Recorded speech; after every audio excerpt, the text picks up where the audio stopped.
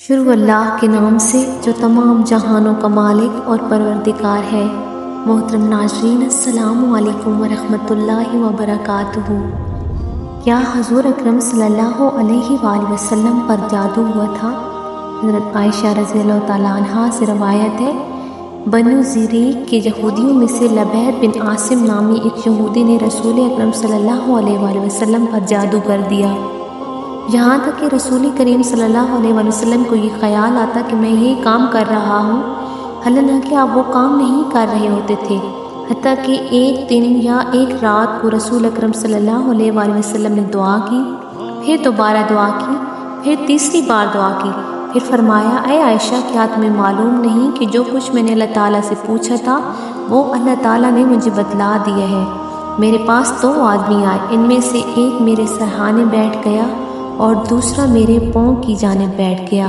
سو جو آدمی میرے سرہانے بیٹھا تھا اس نے پیروں کی جانب والے سے کہا، یا پیروں کی جانب بیٹھنے والے نے سرہانے والے سے کہا، اس شخص کو کیا تکلیف ہے؟ دوسرے نے کہا، ان پر جادو کیا گیا ہے۔ پہلے نے کہا، کس نے جادو کیا ہے؟ دوسرے نے کہا، لبید بن عاصم نے۔ پہلے نے کہا، کس چیز میں جادو کیا گیا ہے؟ دوسرے نے کہا، کنگھی میں، اور کنگھی سے جھڑنے والے بالوں میں، اور کہا، تر کھجور کے خوشہ کے غلاف میں۔ پہلے نے کہا، یہ چیزیں کہاں ہیں؟